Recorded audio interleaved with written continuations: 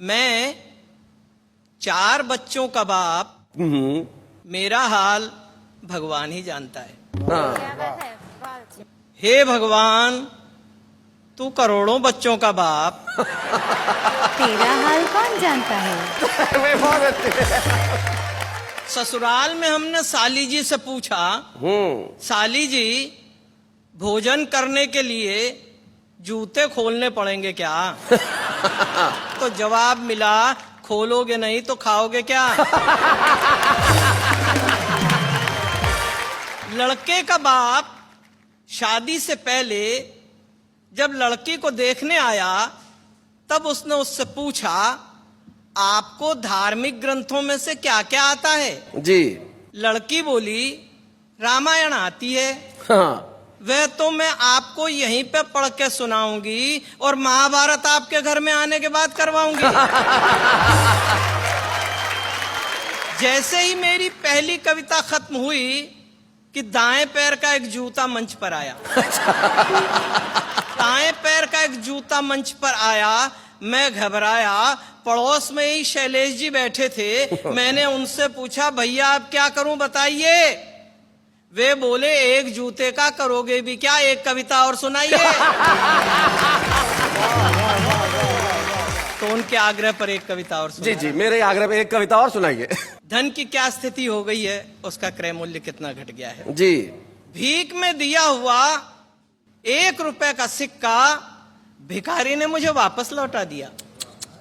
1 रुपए का सिक्का जब भिखारी ने मुझे वापस लौटा दिया तो मैंने कहा, जनाब मेरा एक उसूल है, मैं किसी भी भिखारी को 1 रुपए से ज्यादा भीख में नहीं देता।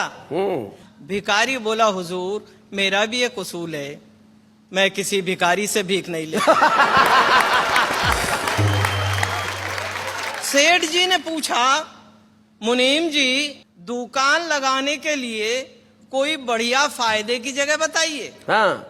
मुनीम जी ने कहा, सेठ साहब फिर तो आप दुकान शमशान घाट में लगाइए। अच्छा।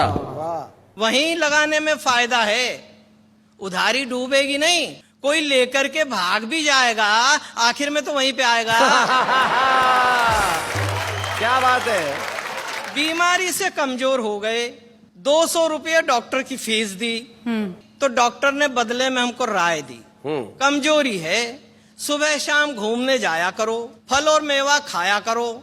डॉक्टर साहब की सीख सुनते सुनते हालत ये है कि फल और मेवा तो डॉक्टर साहब खा रहे हैं और हम सुबह शाम घूमने जा रहे हैं। बहुत अच्छे। हमारे साले साहब अपने आप को प्योर वेजिटेरियन बताते हैं। अच्छा। लेकिन जब भी आते हैं मेरा भेजा खाकर ही जाते हैं।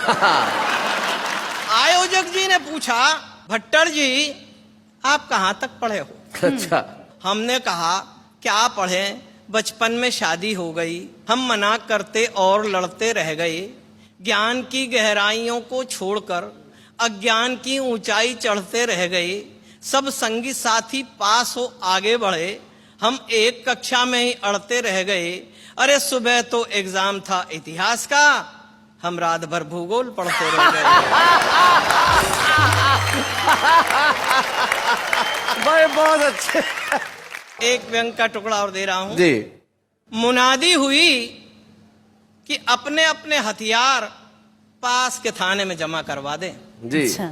हमने भी सरकारी हुक्म के प्रति अपनी मुस्तैदी दिखा दी।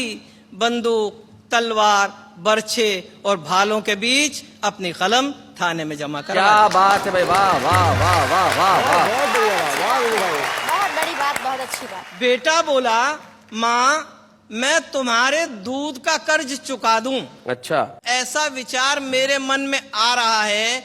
माँ बोली, बेटे पहले दूध वाले का तो चुका दे।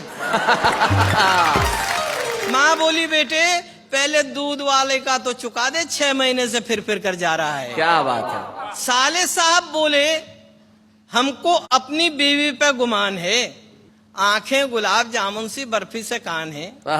गालों को देखूं तो याद आती पेड़ों की, मथुरा की खुरचन सी खांसी में शान है, हंस दे तो मिस्री बरसे, कहा। देख देख लोग तरसे, लाखों और करोड़ों में एक मेरी जान है। मैंने कहा साले साहब एक बात तो बताइए, ये आपकी बीवी है कि मिठाई की दुकान है? और एक अंतिम व्यंग के टुकड़े के साथ समापन करता हूं। जी। रामलीला मैदान में खड़े हुए हे रावण, हम्म। तेरे 10 सिरों में 20 आंखें, कमाल है।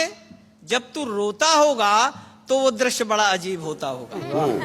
रावण बोला बेवकूफ, ऐसा नहीं होता। रावण के राज में जनता रोती है, रावण नहीं रोता। क्या बात है, वाह वाह वाह।